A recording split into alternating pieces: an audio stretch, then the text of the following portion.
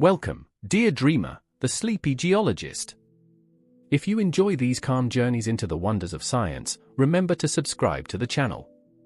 Close your eyes now, and let your breath slow to match the rhythm of something ancient. Something that has been whispering inside you since the moment you were born. Right now, as you rest in this quiet space, your body is alive with conversations. Not the kind of conversations you have with words, but something deeper. Something more fundamental. In every cell of your being, tiny molecules are passing messages back and forth, like neighbors sharing secrets over garden fences.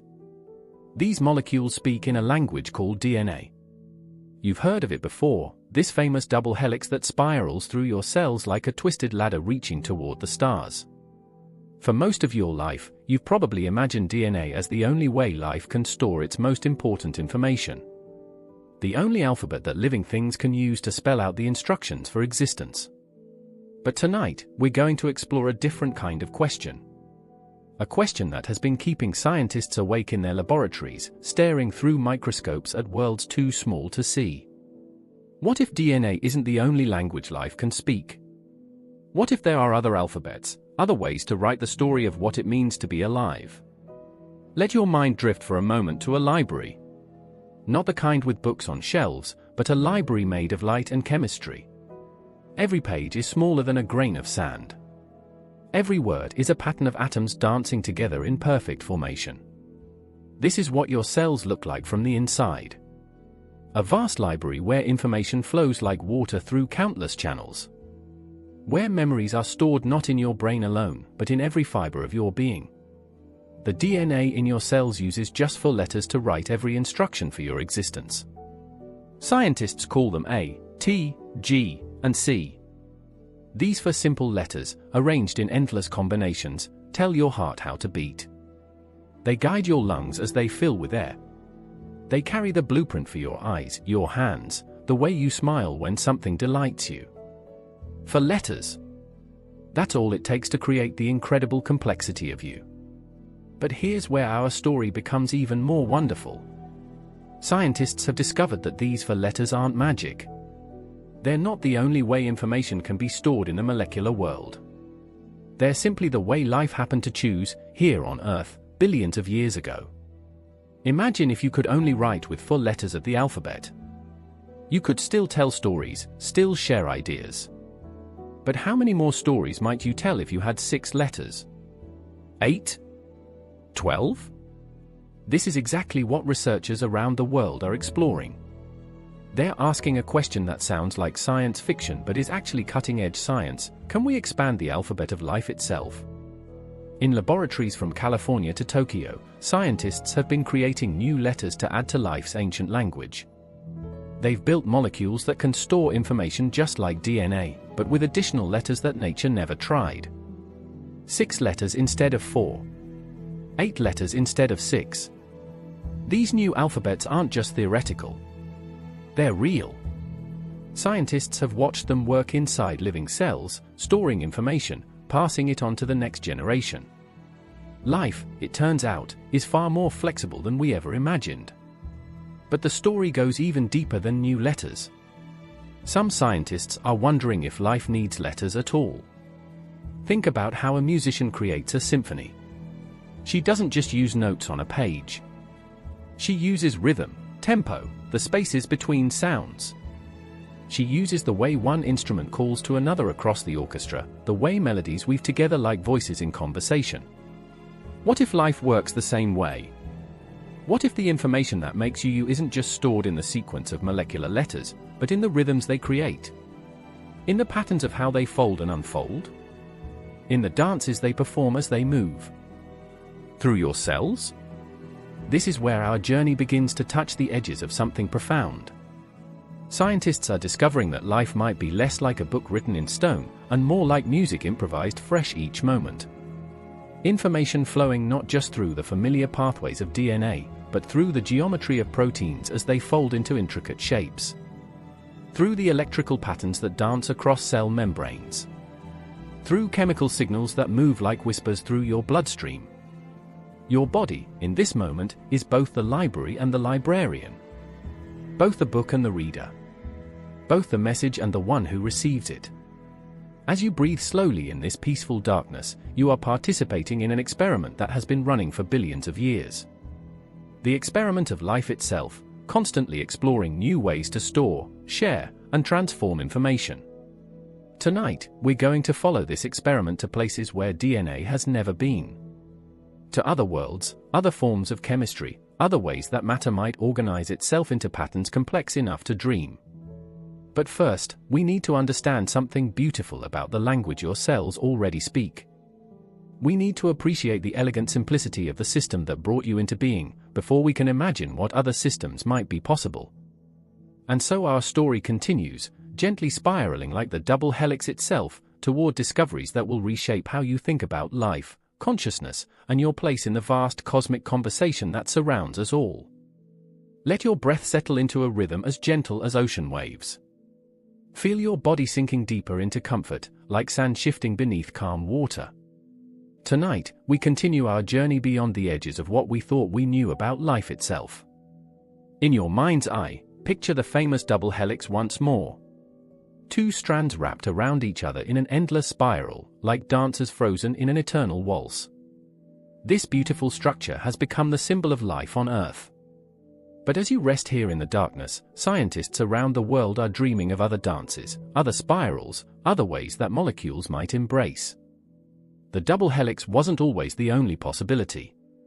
For billion years ago, when Earth was young and wild, the oceans bubbled with experiments in chemistry that we can barely imagine. Lightning carved patterns through the atmosphere. Volcanic gases painted the sky in colors that no human eye has ever seen. In those ancient seas, molecules were trying countless different shapes, countless different partnerships. Some formed chains. Others created rings.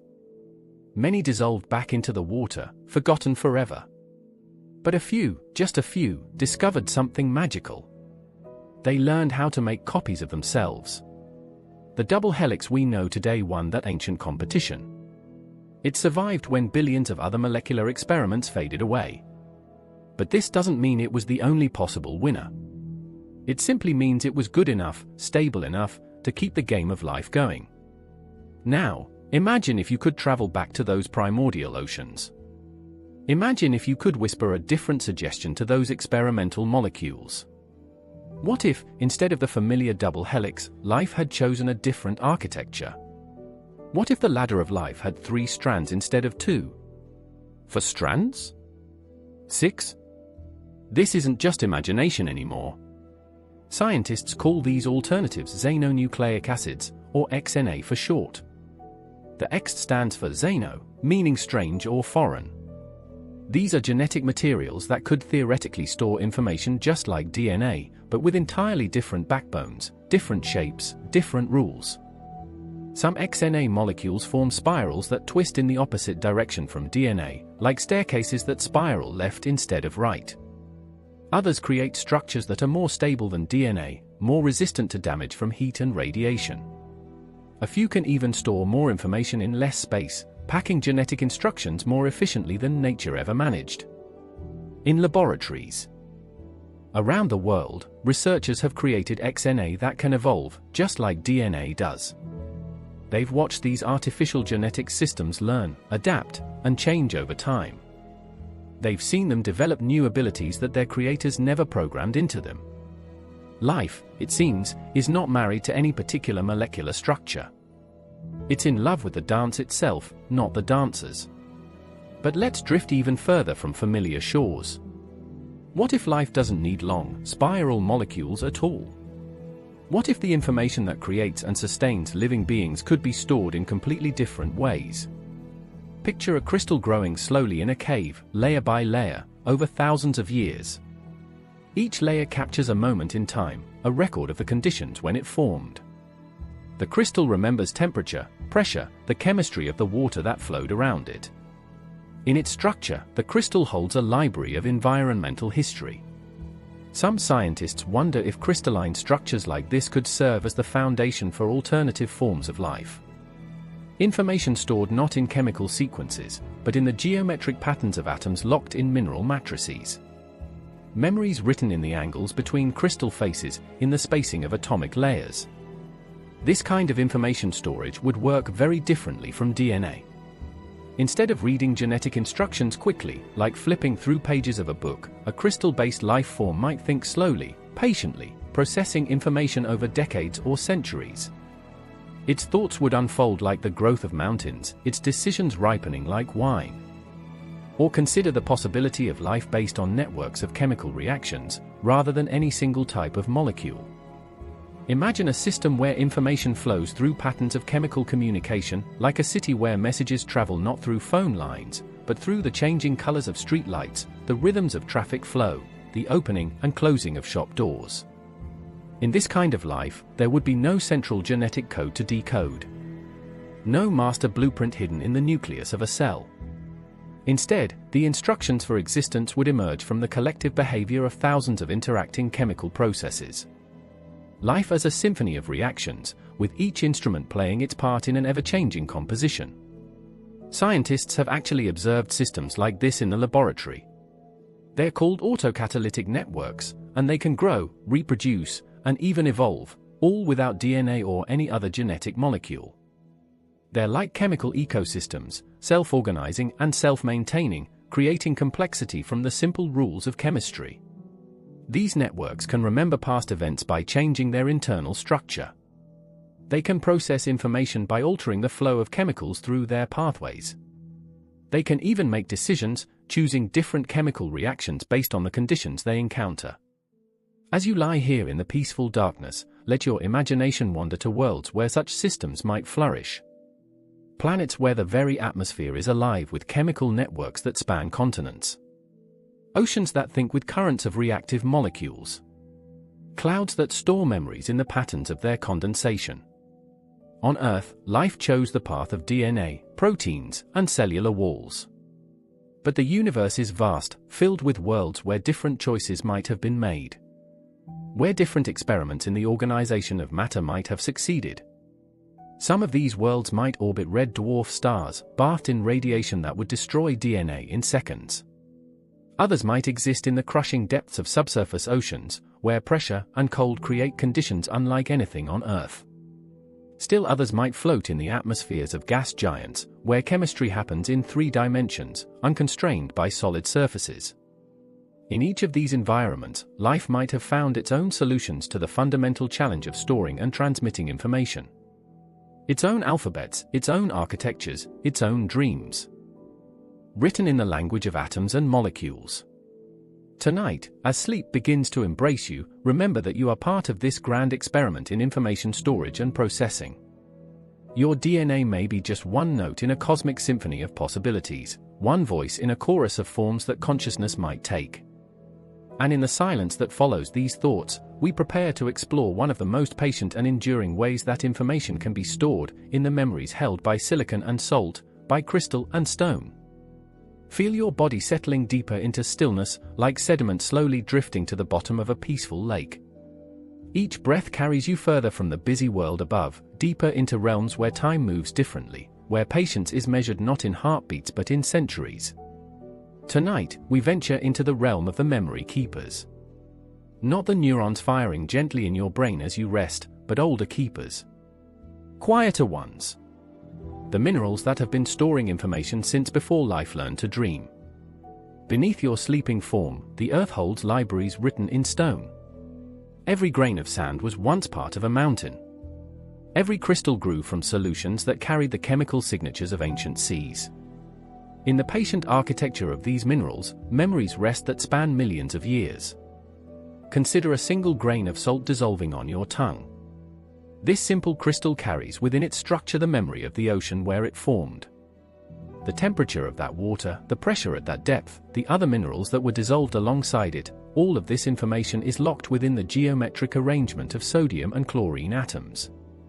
When that grain of salt formed, perhaps in a shallow bay warmed by sunlight that streamed down through water cleaner than any ocean today, it captured a moment in Earth's history.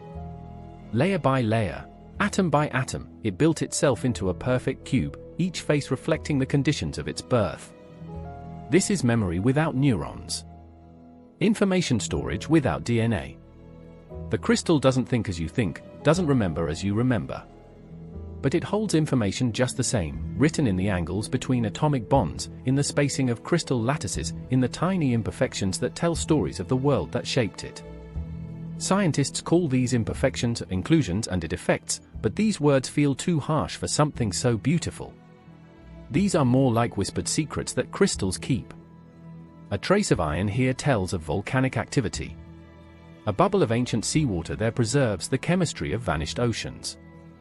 Each flaw is actually a memory, perfectly preserved. In some crystals, these memories can last for billions of years. Zircon crystals, small as grains of sand but harder than steel, have been found that remember the very first oceans on Earth. Inside their crystal structure, locked away from the chaos of surface weather and geological change, they hold chemical signatures from when our planet was young and strange. Imagine life that could read these mineral memories. Imagine organisms that could decode the information stored in crystal defects, that could learn from the patient records kept by stones.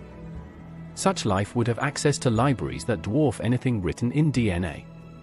It would know the history of worlds, the stories of vanished seas, the secrets of ancient atmospheres. This isn't pure imagination. Scientists have discovered that some minerals can actually process information in ways that seem almost alive. Clay minerals, the soft stuff that potters shape with their hands, can catalyze chemical reactions that store and transfer information.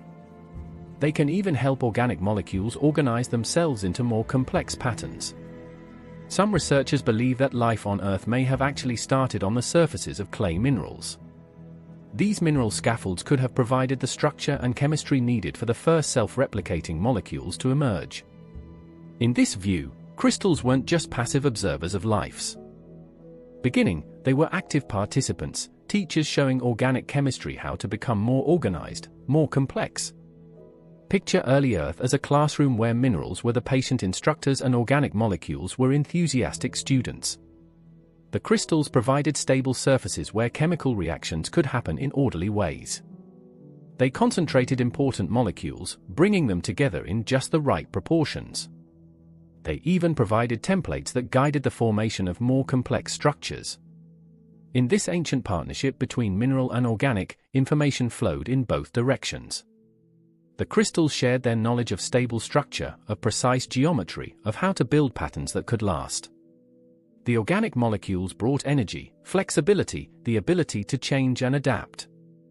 Over millions of years, this collaboration gave birth to the first cells, the first DNA, the first stirrings of what we call life. But the mineral teachers didn't disappear. They are still here, still storing information, still participating in the chemistry of existence. In your body right now, mineral crystals play essential roles. The calcium phosphate crystals in your bones remember the stress patterns of your movements, growing stronger where you need them most. The iron crystals in your blood cells carry oxygen with a precision that depends on their exact atomic structure. Even the salt in your tears maintains its crystal memory of ancient oceans. But what if life could go further? What if organisms could use mineral memory systems as their primary way of storing and processing information? Instead of DNA's quick, changeable code, imagine life that thinks with the patience of stone, that remembers with the permanence of crystal. Such organisms might grow and reproduce very slowly, taking centuries to reach maturity. Their thoughts might unfold like the formation of stalactites, each idea crystallizing drop by drop over geological time. Their memories might be literally carved in stone, accumulated wisdom that could survive ice ages and asteroid impacts. On worlds very different from Earth, where radiation would destroy DNA in moments, where temperatures would shatter organic molecules like glass, mineral-based life might be the only possibility.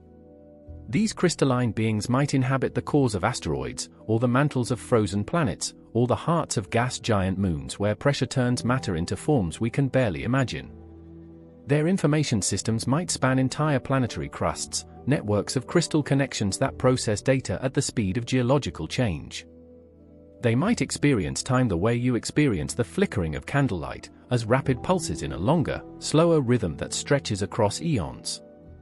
As you drift deeper into rest, let your mind wander among these possibilities.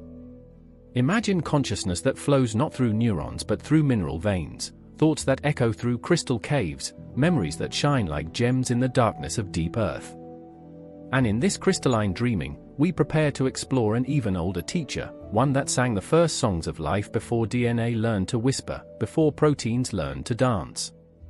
Let your breathing slow to match the rhythm of ancient tides, washing gently against shores that existed long before any eye opened to see them. Tonight, we travel back to the very beginning of molecular music, to a time when life spoke in simpler songs. In every cell of your body, even now as you rest, an ancient performance continues. RNA molecules dance through your cellular spaces, carrying messages from your DNA to the protein factories that keep you alive. But these busy messengers are descendants of something far more magical. They are the children of the first singers, the molecules that taught life how to make music from chemistry. Picture Earth 4 billion years ago. No grass, no trees, no flowers painting the landscape with color. The sky glows with colors you've never seen, painted by gases that would poison you in seconds. Lightning splits the air constantly, and volcanoes paint the horizon with rivers of molten rock. In this violent world, something extraordinary is happening in quiet pools of water. RNA is learning to sing. Unlike DNA, with its careful double helix and backup copies of every instruction, RNA is a single strand. It's simpler, more flexible, more willing to take risks. Where DNA is like a carefully bound book, RNA is like a piece of sheet music, meant to be read once and then folded into new shapes. And what shapes RNA can make? It twists and curves, forming loops and knots and spirals that would make an origami master weep with joy. Each fold creates a new function, a new ability.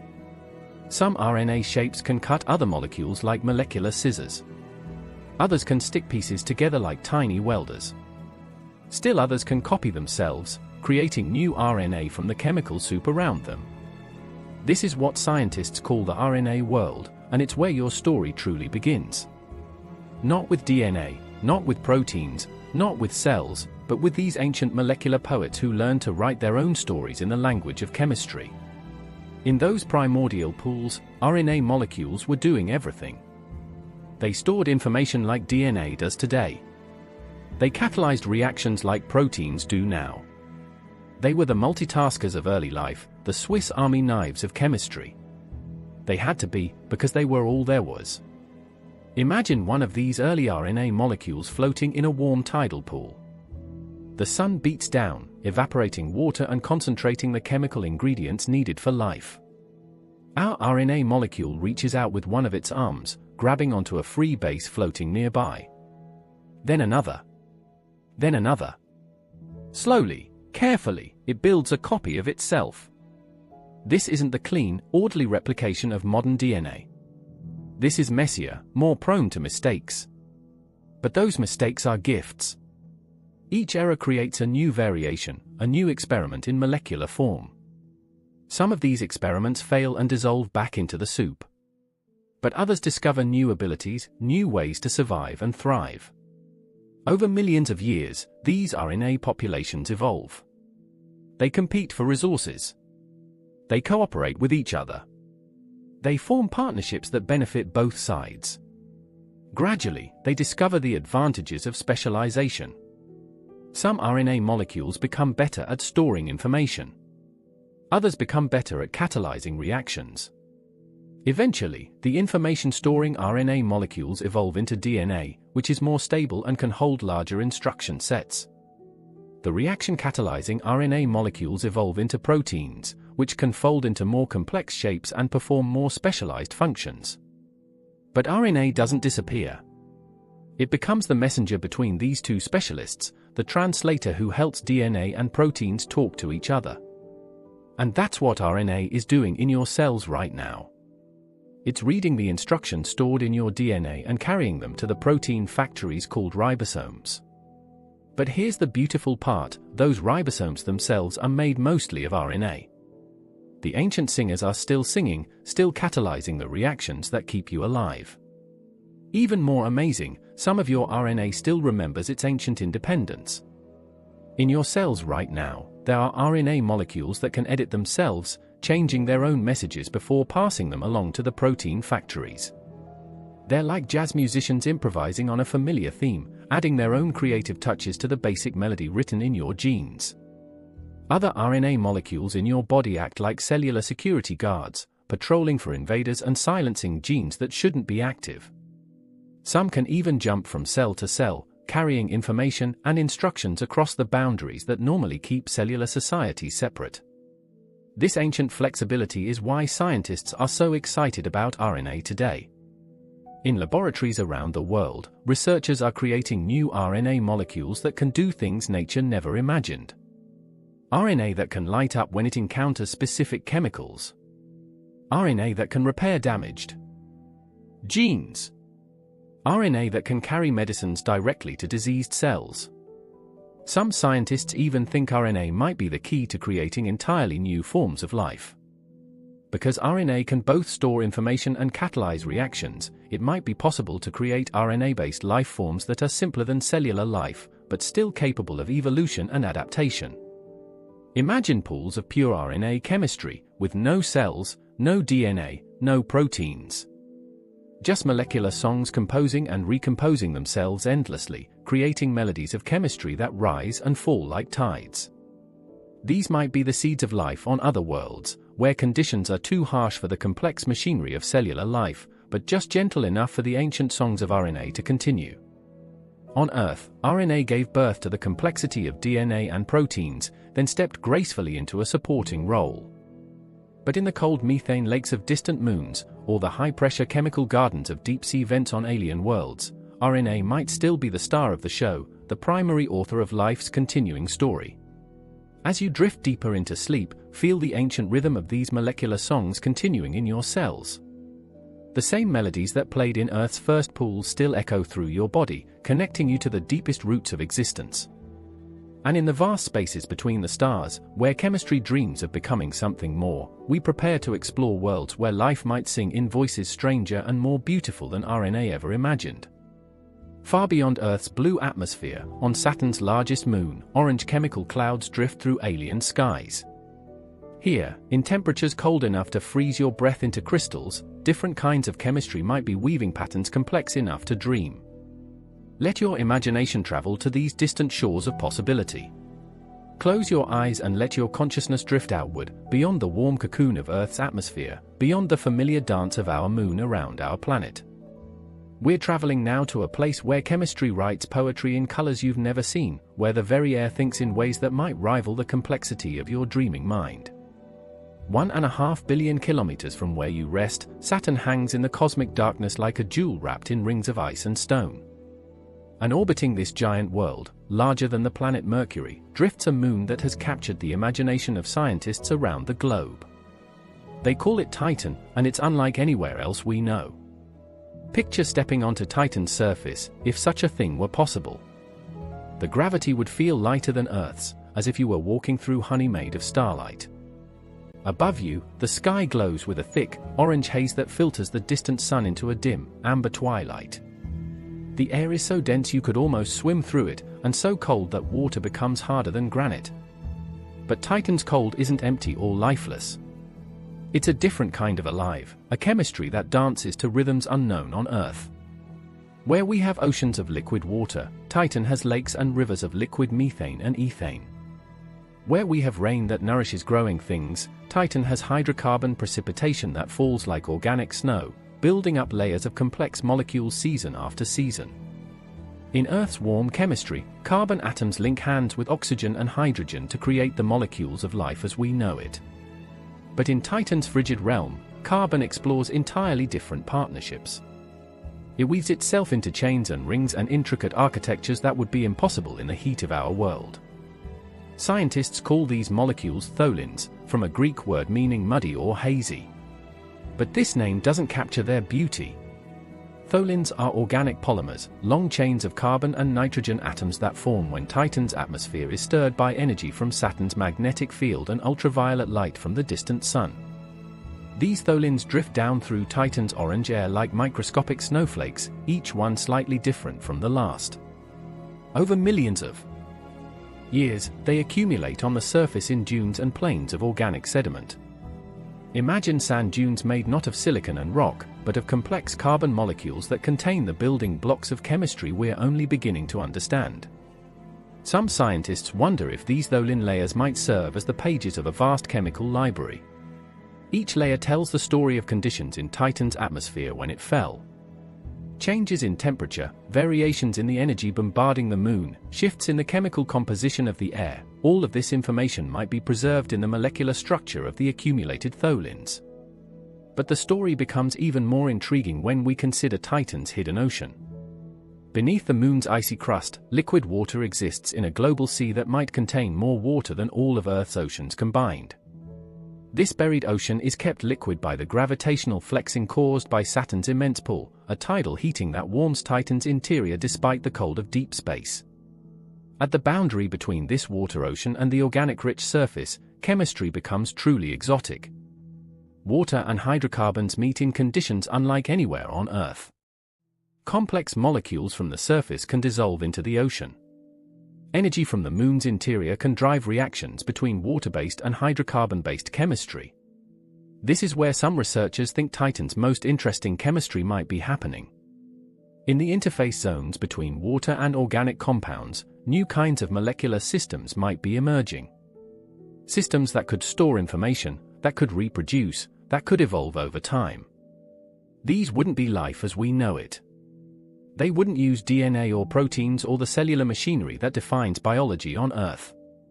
Instead, they might use the complex hydrocarbon polymers that Titan produces so abundantly. Information might be stored in the branching patterns of these molecules, in the way different chemical groups attach to long carbon chains. Imagine molecular systems that think with the patience of geological processes, processing information over thousands of years. Their thoughts might flow through networks of organic compounds dissolved in Titan's subsurface ocean, spreading across continents through chemical gradients and concentration waves. Such systems might experience time very differently than Earth life does. Where we think in milliseconds and live in decades, Titan's chemical thinkers might ponder single thoughts for centuries, their decisions rippling slowly through global networks of dissolved organics. The energy for these systems might come from the chemical disequilibrium between Titan's surface organics and its subsurface water. Just as life on Earth harvests energy from the chemical differences between oxygen-rich air and carbon-rich organic matter, Titan life might harvest energy from the tension between water-based and hydrocarbon-based chemistry. Communication in such systems might happen through the slow diffusion of chemical signals through Titan's ocean, or through changes in the composition of organic compounds that precipitate from the water to join the surface layers. Messages written in molecular structure, carried by currents that flow beneath miles of ice. Scientists have already discovered that Titan's surface chemistry is far more active than anyone expected. Organic molecules on the moon's surface seem to be constantly reacting, forming new compounds, breaking apart and recombining in cycles that span seasons and years. This isn't the static chemistry of a dead world, but the dynamic chemistry of a place where molecular evolution might be happening right now. Recent studies have found that Titan's lakes and rivers aren't just passive reservoirs of hydrocarbons, but active chemical systems where molecules dissolve, react, and precipitate in complex cycles. The moon's weather patterns stir these chemical systems, creating gradients and interfaces where new kinds of chemistry become possible. Some researchers have even proposed that the complex organic molecules accumulating on Titan's surface might eventually create their own weather patterns. Dense organic compounds might sink into the subsurface ocean, while lighter molecules rise to join the atmospheric chemistry. Over geological time scales, this could create a kind of chemical circulation system that spans the entire moon. As you drift deeper into sleep, let your imagination rest on Titan's strange shores. Picture lakes that reflect an orange sky, their surfaces rippling with hydrocarbons that might be learning to remember, to reproduce, to dream in their own patient way. In this alien twilight, chemistry explores possibilities that water-based life never imagined, writing stories in molecular languages we're only beginning to decipher. And in the quantum depths of this cold chemistry, where particles dance between possibility and certainty, even stranger forms of information processing might be stirring to life.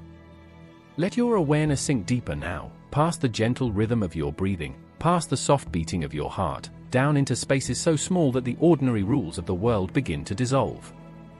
Here, in the quantum realm that underlies all existence, reality becomes as fluid as water, as mysterious as dreams. Right now, in every cell of your resting body, something extraordinary may be happening. In the warm, wet darkness of your cellular interiors, particles are behaving in ways that would seem impossible in the everyday world you know. They're existing in multiple places at once. They're sharing information instantly across distances that would take light measurable time to cross. This is the world of quantum mechanics, where the very small dances to rules that feel like magic. And increasingly, scientists are discovering that life itself might be a quantum magician, using these strange properties to perform feats of information processing that our best computers can barely imagine. Consider the chlorophyll in a single leaf dancing in moonlight outside your window. When photons from the sun strike this green molecule, something remarkable happens. The energy doesn't just flow from one place to another like water flowing downhill. Instead, it seems to explore multiple pathways simultaneously, testing different routes through the molecule's architecture before settling on the most efficient one. This quantum exploration happens faster than thought, faster than the vibrations that would normally destroy such delicate quantum states. Somehow, the warm, noisy environment of the living cell preserves these quantum effects long enough for them to do their work. The leaf becomes a quantum computer, optimizing energy transfer with an efficiency that engineers can only dream of achieving. In your own eyes, similar quantum magic may be at work. The proteins in your retina that first capture light might be using quantum effects to achieve their remarkable sensitivity. Some scientists believe that these proteins can detect single photons, individual particles of light, by harnessing quantum properties that amplify the signal from these tiny packets of energy. But perhaps the most intriguing quantum mystery lies in the realm of consciousness itself. Deep in your brain, tiny structures called microtubules create the scaffolding that gives your neurons their shape. These microscopic tubes are built from proteins arranged in precise geometric patterns, like molecular crystals threading through your thoughts. Some researchers propose that these microtubules might be nature's quantum computers, processing information using the strange properties of quantum superposition and entanglement. In this view, consciousness itself might emerge from quantum processes, from the dance of particles existing in multiple states simultaneously until the moment of decision collapses them into classical reality. This idea is still controversial, still being debated in laboratories and lecture halls around the world. But it raises profound questions about the nature of thought, memory, and awareness. What if the thoughts flowing through your mind right now are quantum phenomena? What if the way you store memories, make decisions, and experience the flow of time is fundamentally rooted in quantum mechanics? If this is true, then consciousness might be a quantum information processing system unlike anything we've ever built. Your brain might be performing calculations that use the full strangeness of quantum reality, particles that exist in multiple states simultaneously, information that travels instantly between entangled systems, probabilities that shift and flow like tides.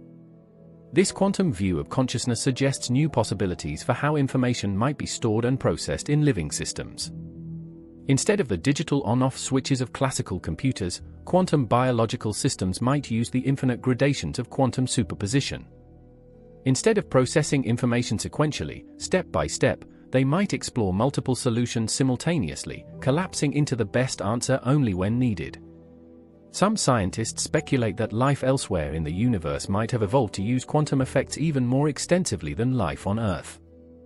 On cold planets where thermal noise is minimal, quantum states might persist for much longer periods, allowing for more complex quantum computations. Life forms in such environments might think in ways that are fundamentally quantum, their consciousness distributed across networks of entangled particles. Imagine organisms whose memories are stored not in molecular structures, but in quantum states that can exist in superposition, remembering multiple versions of events simultaneously until observation collapses them into specific recollections. Such beings might experience time very differently, their thoughts flowing backwards and forwards through quantum probability spaces before crystallizing into classical decisions. Or consider life forms that use quantum entanglement for communication. Individual organisms might be instantaneously connected across vast distances, sharing information through quantum correlations that persist no matter how far apart they drift.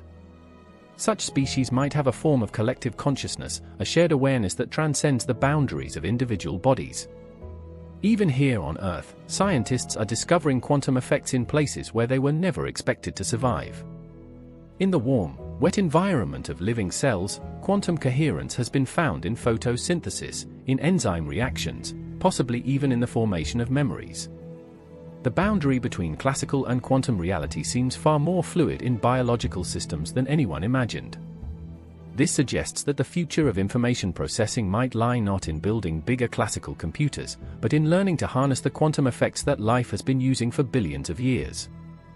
Instead of fighting the warmth and noise that destroy quantum states, we might learn to use these environmental factors the way biological systems do, as features rather than bugs. Your own body, in this moment, might be demonstrating quantum information processing techniques that we're only beginning to understand. The way your neurons fire, the way your proteins fold, the way your DNA repairs itself, all of these processes might involve quantum effects that help life navigate the complex landscape of chemical possibility. As you drift deeper into sleep, your brain begins its nightly work of consolidating memories, strengthening some connections while letting others fade. If consciousness truly is quantum, then this process might involve the delicate dance of quantum states, superpositions collapsing into stored memories while others dissolve back into quantum foam. In the quantum depths of sleep, perhaps your mind explores possibilities that classical thinking cannot reach, processing the day's experiences through probability landscapes that exist only in the strange realm where particles dream of being waves. And in the patient minerals that surround and support these quantum dances, even older forms of memory wait to tell their stories of deep time and slow wisdom. Feel yourself settling into the embrace of the earth beneath you, your body connecting with layers of stone and sediment that stretch down into darkness. Tonight, we explore the quiet memories held in the most patient keepers of all, the rocks that remember everything, that store the stories of our world in languages written with magnetic whispers and crystal dreams. Imagine holding a smooth river stone in your palm, worn soft by countless years of flowing water. This simple rock carries within it a library more vast than any human archive. In the alignment of its iron-rich minerals, it holds the memory of Earth's magnetic field from the moment the stone first cooled. In its crystal structure, it preserves the temperature and pressure of its birth. In its chemical composition, it remembers the ancient seas and atmospheres that shaped its formation. This is magnetic memory, one of the most enduring forms of information storage known to science. Every grain of magnetite in that river stone acts like a tiny compass needle, frozen in time. When the rock formed millions of years ago, these mineral compasses aligned themselves with Earth's magnetic field. And there they remain, faithful records of magnetic directions that existed long before life learned to dream. Scientists call this phenomenon paleomagnetism, and it has revealed some of Earth's most closely guarded secrets. By reading the magnetic memory stored in ancient stones, researchers have discovered that our planet's magnetic field has flipped many times throughout history. North has become south, south has become north, in grand reversals that leave their signatures written in layers of rock around the world. But the story goes deeper than magnetic fields. The crystals in these stones are themselves information storage devices, each one a three-dimensional archive of the conditions that created it. The way atoms arrange themselves in crystal lattices depends on temperature, pressure, and chemical environment. Change any of these factors, and the crystal remembers, adjusting its structure to match the new conditions. Some crystals can store multiple memories simultaneously, like books with pages written on top of each other in different inks. Zircon crystals, those tiny grains harder than diamond, can preserve separate records of different heating and cooling events that occurred millions of years apart. They're like geological hard drives, accumulating data over deep time. In the growing darkness of your rest, let your mind wander to the possibilities these mineral memories suggest. What if life could learn to read these ancient archives? What if organisms could decode the information stored in magnetic alignments and crystal structures, gaining access to Earth's deepest memories? Such life forms would have access to information spanning billions of years. They could know the history of climate change, the timing of volcanic eruptions, the impacts of ancient meteorites. They could read the magnetic field variations that tell of changes in Earth's core, the crystal deformations that record mountain building events, the chemical signatures that preserve the composition of vanished atmospheres. Some scientists speculate that mineral-based information processing might work very differently from the biological systems we know. Instead of the rapid firing of neurons or the quick copying of DNA, mineral information systems might think with the patience of geological time. Their thoughts might unfold over thousands of years, their decisions ripening like wine in caves of crystal. Communication in such systems might happen through the slow propagation of stress fields through rock, or through the gradual migration of magnetic domains from one mineral grain to another. Messages might be encoded in the growth patterns of crystals, or in the alignment of magnetic particles that drift through groundwater systems. The energy for these processes might come from the natural radioactivity of the rocks themselves, or from the mechanical stresses created by tidal forces and thermal cycling.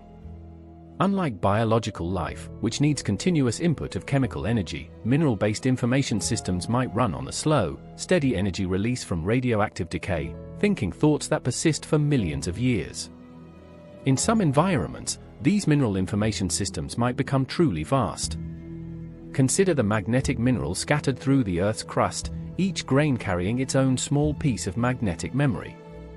Under the right conditions, these isolated magnetic archives might begin to communicate with each other, sharing information through magnetic fields that extend through solid rock.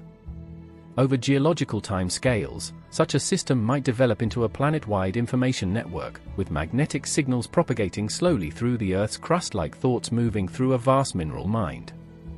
The entire lithosphere might become a kind of global brain, processing information about planetary conditions on timescales that dwarf human civilization. This isn't pure speculation. Scientists have discovered that some magnetic minerals can actually change their properties in response to stress, temperature, and chemical changes. These changes can affect how the minerals interact with magnetic fields, essentially giving them a primitive form of responsiveness to their environment. Some researchers have even found magnetic crystals that seem to organize themselves into complex patterns when exposed to changing magnetic fields. These self-organizing systems can create intricate structures that store information about the magnetic environments they've experienced, like mineral neural networks learning from their surroundings. The most intriguing possibility is that these mineral information systems might already exist, operating so slowly that we haven't recognized them as information processing. What we interpret as simple geological processes, the gradual alignment of magnetic minerals, the slow migration of chemical elements through rock, the patient growth of crystal systems, might actually be the thoughts of mineral minds operating on timescales that make human civilization seem like a brief flicker. As you drift deeper into the quiet of approaching sleep, imagine the stones beneath your feet patiently processing information about the world around them.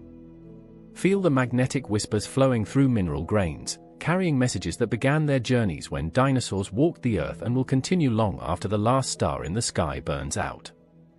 In this deep mineral dreaming, time becomes fluid, thoughts stretch across eons, and information flows through pathways carved in the very bedrock of existence. And in the patient art of these mineral minds, we discover new possibilities for how intelligence might fold itself into forms as beautiful and enduring as origami made of stone and starlight.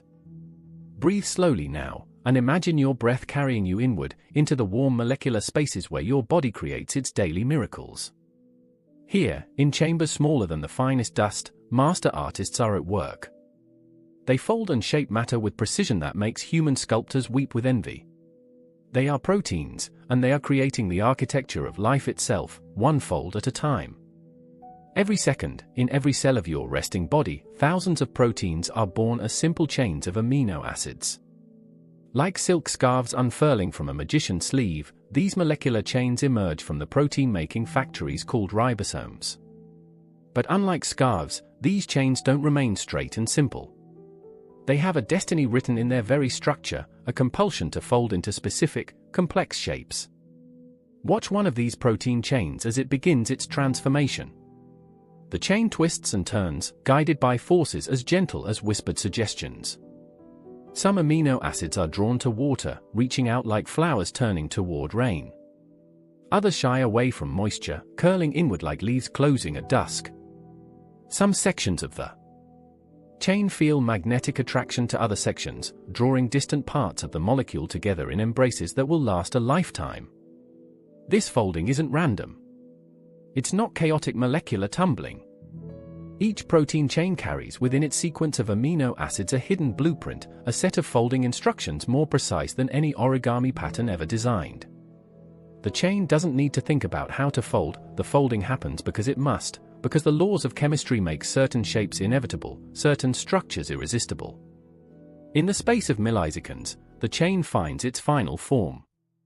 A spiral staircase here, a flat platform there, loops and bridges and cavities that create pockets perfectly shaped to cradle specific molecules.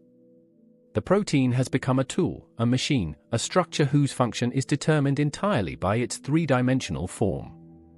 Its shape is its meaning. This is where the magic becomes profound.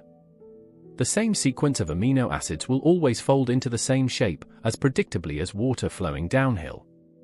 But change just one amino acid in the chain, and the entire folding pattern can shift dramatically. The protein becomes something entirely different, a new tool with a new function, a new meaning encoded in a new shape. Imagine if you could write with shapes instead of letters. Imagine if meaning flowed not through sequences of symbols on a page, but through the curves and angles of three-dimensional forms. This is how proteins write the instructions for life, not in the linear code of DNA, but in the sculptural language of folded forms. Some scientists wonder if life could exist entirely in this sculptural language. Instead of DNA storing information in sequences of chemical letters, what if all of life's information were stored in the shapes that proteins make? What if the memory of how to build a heart, how to see light, how to feel joy, were all encoded in the architecture of folded molecules? In such a world, reproduction wouldn't require copying DNA.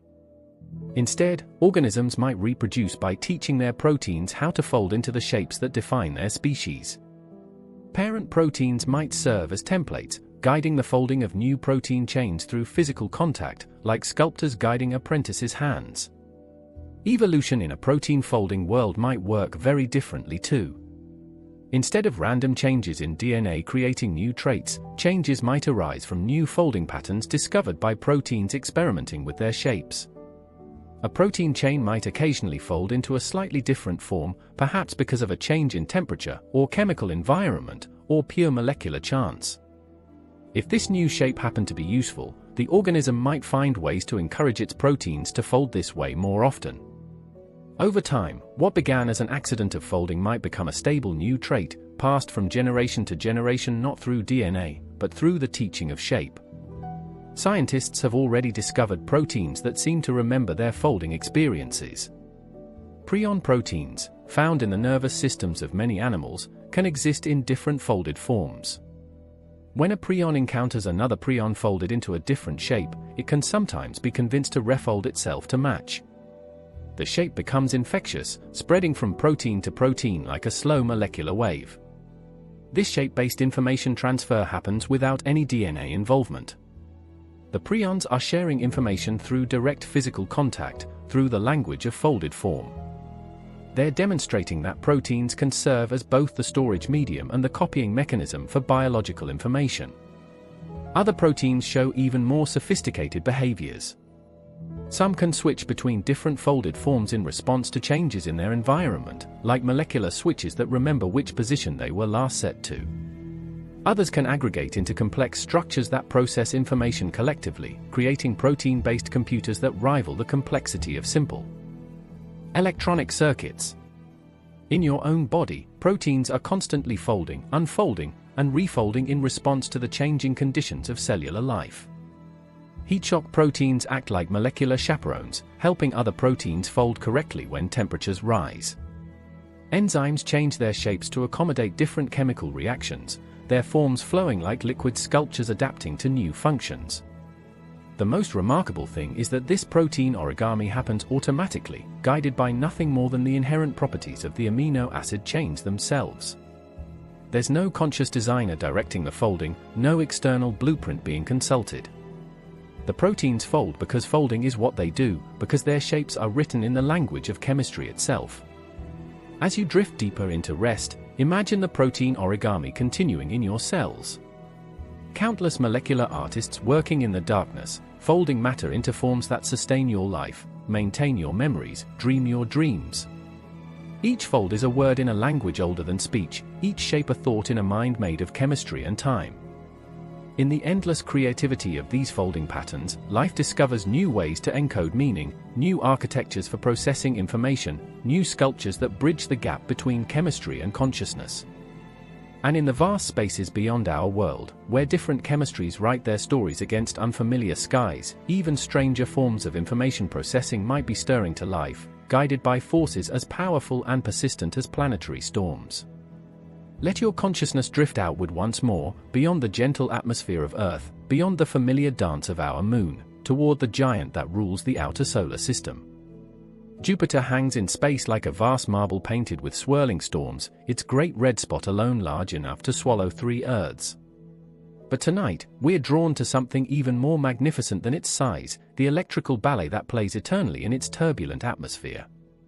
Close your eyes and imagine floating high above Jupiter's cloud tops, where the atmosphere grows thin and starlight pierces through. Below you, storms larger than continents churn through layers of hydrogen and helium, ammonia and methane. These aren't gentle weather systems like Earth's passing thunderstorms. They're perpetual engines of atmospheric fury, some raging for centuries without pause. In these eternal tempests, lightning flickers with a power that makes Earth's most violent thunderstorms seem like gentle sparks from a campfire. Single lightning bolts stretch for thousands of kilometers, carrying electrical currents that could power entire cities. The energy dancing through Jupiter's atmosphere in a single storm exceeds all the electricity generated by human civilization in a year. But what captivates scientists isn't just the raw power of these electrical displays. It's their complexity, their intricate patterns that suggest something almost like thought. The lightning doesn't flash randomly through Jupiter's clouds. Instead, it follows pathways carved by atmospheric pressure, by magnetic fields, by the swirling dynamics of gases moving at hundreds of kilometers per hour. These electrical pathways form networks that span the entire planet. Lightning channels connect distant storm systems, creating webs of electrical communication that pulse with information about atmospheric conditions across Jupiter's vast surface. The patterns shift and evolve, responding to changes in the planet's magnetic field, to the gravitational pull of its many moons, to the subtle influences of solar radiation filtering down through the thick atmosphere. Some researchers wonder if these electrical networks might be complex enough to process information in ways we've never imagined. The pathways that lightning carves through Jupiter's atmosphere could serve as neural pathways in a planet-sized brain. The electrical pulses that race along these channels might carry data, memories, even thoughts on a scale that dwarfs any computer system humans have ever built. Consider the possibilities. In Jupiter's electrical networks, information might flow at the speed of lightning, literally. Thoughts that would take human neurons milliseconds to process might flash across the planet in microseconds, carried by electrical currents that span hemispheres. The processing power of such a system would be limited only by the energy available from the planet's endless storms.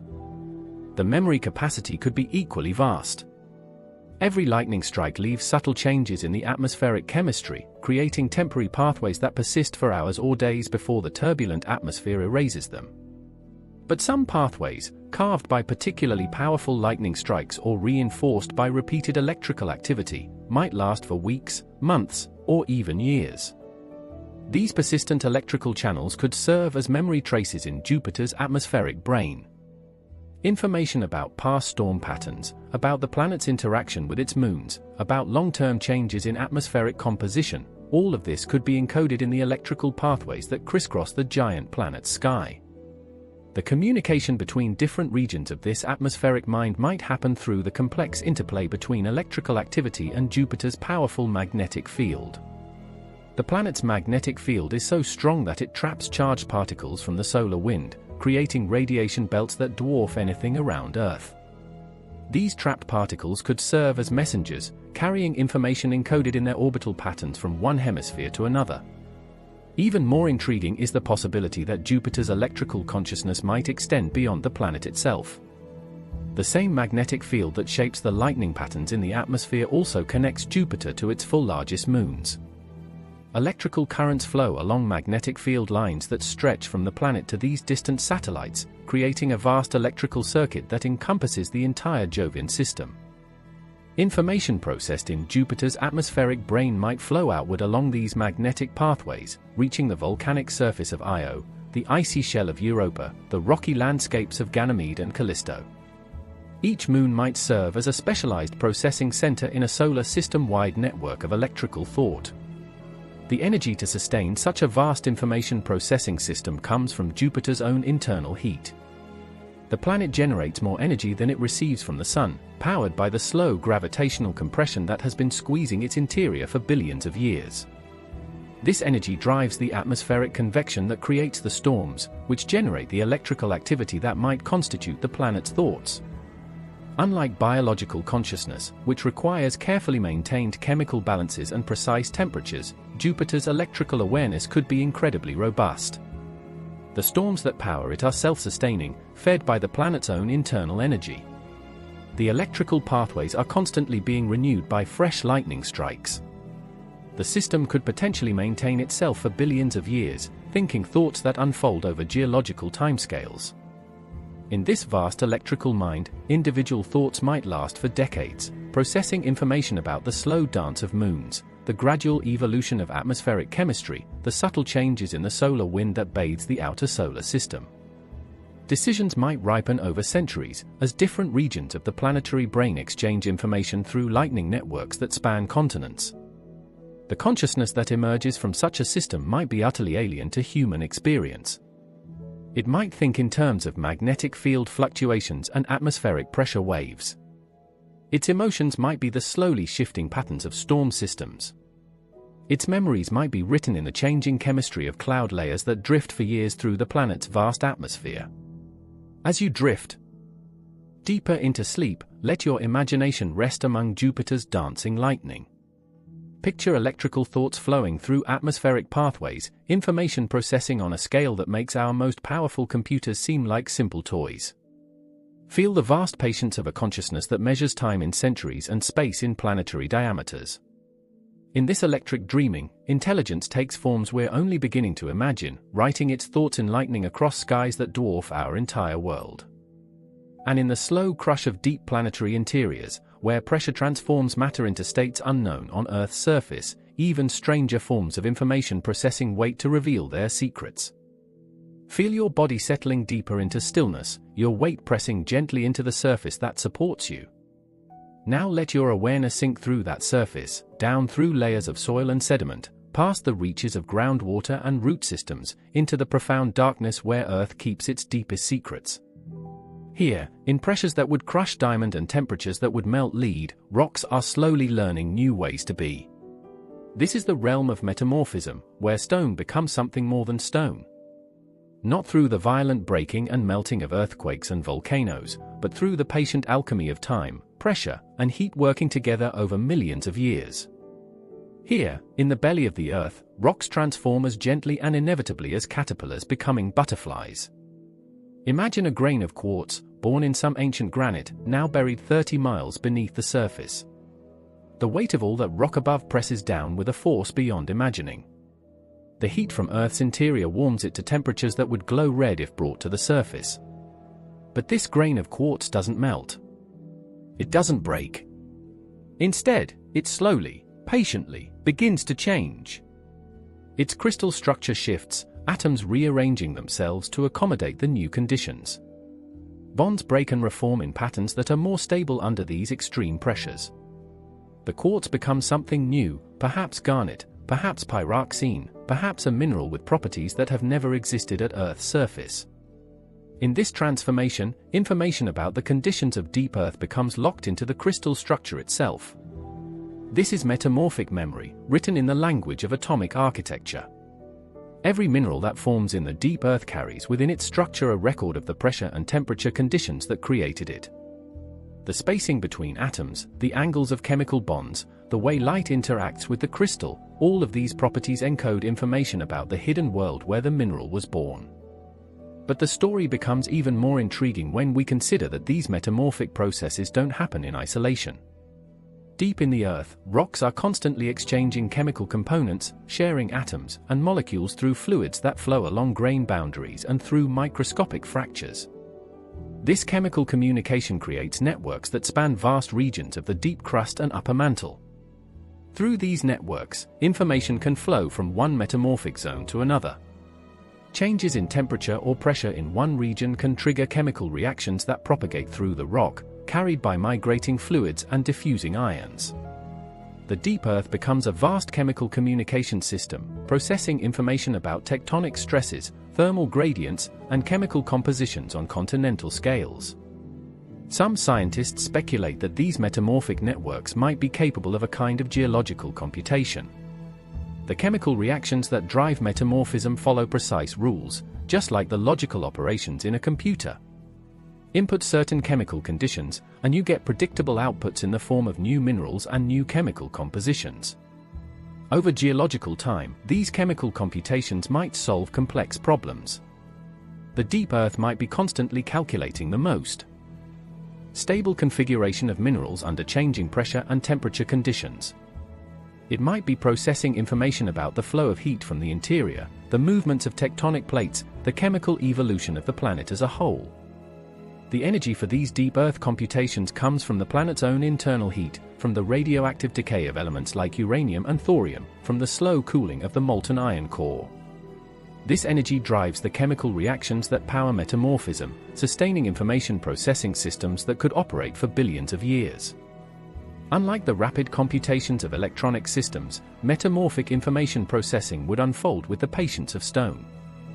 Individual calculations might take thousands or millions of years to complete.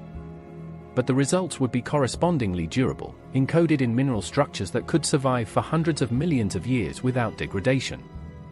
The memory capacity of such a system would be enormous. Every grain of every metamorphic mineral represents a data point, a record of specific conditions at a specific time and place. The countless trillions of mineral grains in Earth's deep crust and mantle collectively store more information about our planet's history than any library humans have ever built. This geological memory system is still active today.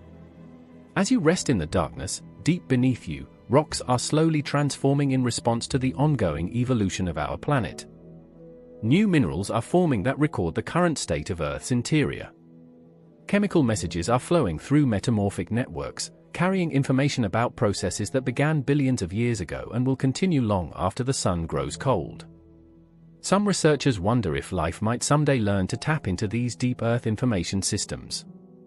Imagine organisms that could decode the messages written in metamorphic minerals, that could read the chemical signatures left by ancient tectonic events, that could access the vast databases of geological memory stored in the planet's interior. Such life forms would have perspectives on time that dwarf human comprehension. They might experience the rise and fall of mountain ranges as brief episodes, the opening and closing of ocean basins as seasonal cycles. Their thoughts might unfold over the same timescales as continental drift, their memories spanning multiple ice ages. The communication systems of these deep Earth organisms might operate through the same chemical networks that drive metamorphism today. They might send messages by triggering specific mineral reactions, encoding information in the crystal structures that form under particular conditions. Their conversations might take millions of years to complete, but they would be preserved in stone with a permanence that makes human writing seem ephemeral. As sleep draws you deeper into its embrace, imagine these patient processes continuing in the darkness below. Feel the slow transformation of rock into new forms of stone, the gentle flow of chemical information through networks older than multicellular life. In the metamorphic realm, time moves like honey, and thoughts crystallize into forms that will endure until the mountains themselves are dust. And in the frozen moments where molten rock meets the patient chemistry of the surface world, even more enduring forms of memory wait to tell their stories of deep time and cosmic change. Breathe gently now, and let your mind travel to the edge of creation, where fire meets water in a dance as old as the earth itself. Picture molten rock flowing like glowing honey from deep volcanic vents, carrying within it the chemical memories of Earth's interior. As this lava reaches the cold embrace of the ocean, something magical happens in the space of a heartbeat. Liquid stone becomes glass, trapping forever the conditions of that single, transformative moment. This is how obsidian is born, in the violent yet beautiful collision between Earth's molten heart and its cool surface. But tonight, we discover that these moments of creation do more than make beautiful black glass. They create libraries more permanent than any human archive, information storage systems that could preserve the history of worlds long after stars themselves burn out. When lava cools so rapidly that its atoms don't have time to organize into crystal structures, it forms volcanic glass, a solid that remembers the liquid state from which it came. In that frozen moment of cooling, the glass captures everything about its birth: the temperature of the lava, the chemical composition of the magma, the gases that were dissolved in the molten rock, even the atmospheric conditions at the Earth's surface when the eruption occurred. Each piece of volcanic glass is like a time capsule, preserving a snapshot of Earth's condition from millions or even billions of years ago. Scientists can analyze these glasses and read in them the stories of ancient climates, the composition of prehistoric atmospheres, the impacts of asteroids and comets that changed the course of our planet's history. But the information stored in volcanic glass goes far beyond chemistry. The way the glass cooled, the patterns of stress frozen into its structure, the tiny bubbles of gas trapped within it, all of these features encode details about the volcanic eruption that created it. The glass remembers the violence or gentleness of its birth, the speed at which it cooled, the forces that shaped it in those crucial first moments of solidification. Some volcanic glasses have preserved evidence of impact events that occurred billions of years ago. When asteroids or comets strike the Earth, they vaporize both the impactor and the surface rocks, creating clouds of molten material that rain back down as glass ferules. These tiny glass beads, scattered across ancient rock layers, carry within their structure the chemical signatures of both Earth and the cosmic visitors that struck it.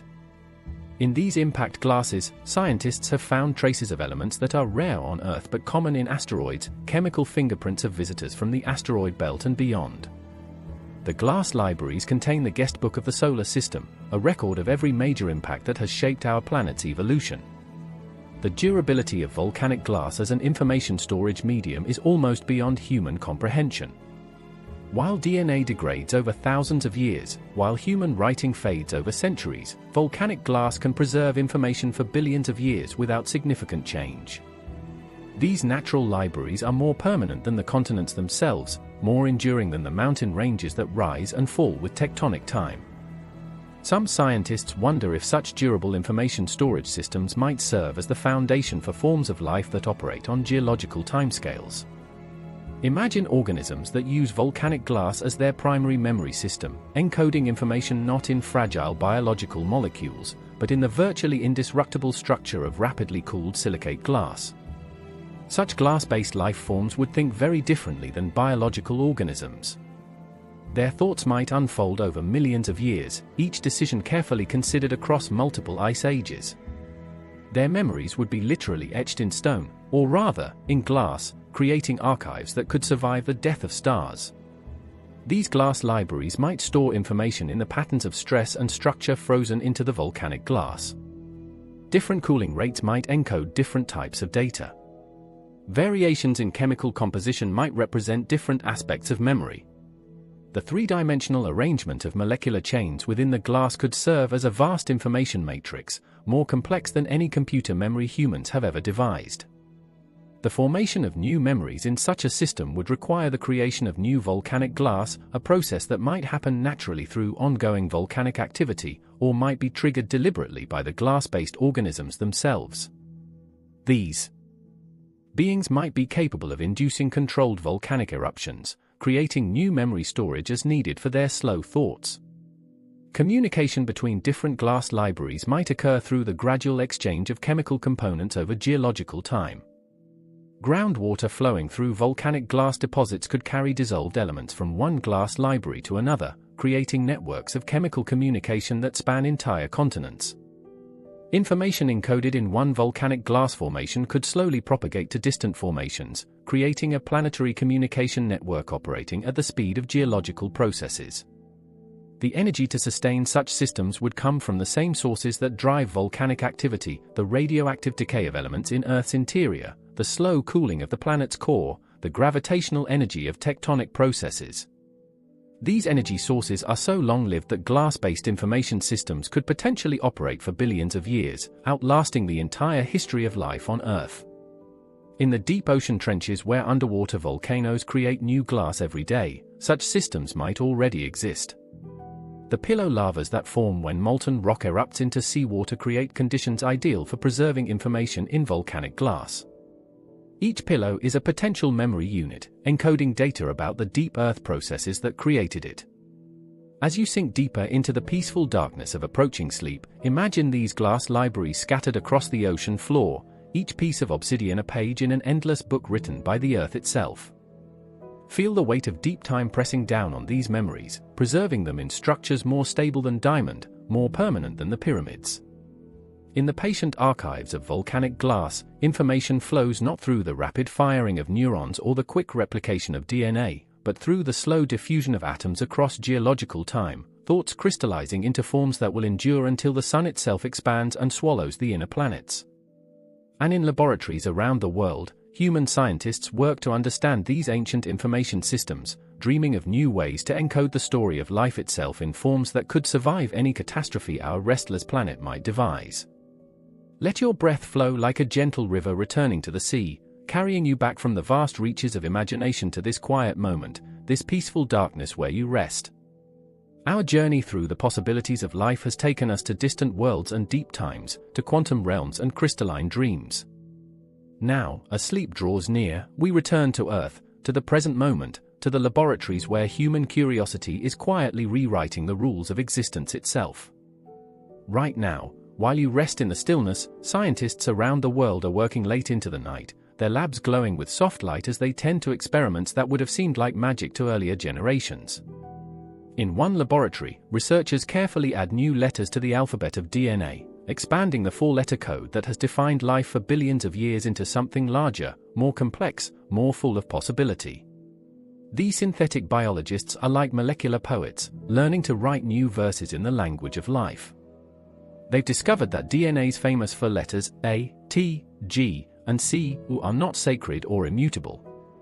They're simply the letters that chemistry happened to choose on Earth, billions of years ago.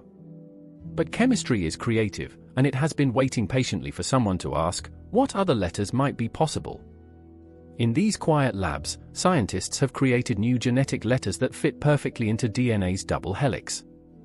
They've built 6-letter genetic codes, 8-letter codes, alphabets of life that nature never tried. These expanded genetic systems can store more information, create more complex proteins, and evolve in ways that 4-letter DNA never could. The organisms growing in these laboratory cultures are still recognizably alive, still cellular, still based on many of the same fundamental processes that define life on Earth. But they represent something entirely new, life that uses expanded genetic alphabets, biology that speaks in languages richer than anything found in nature. These experiments are more than scientific curiosities. They're explorations of what life could be, investigations into the fundamental question that has guided our entire journey tonight: are there other ways to store, process, and transmit the information that creates and sustains living beings? In other laboratories, researchers work with RNA systems that can evolve and reproduce without any DNA at all.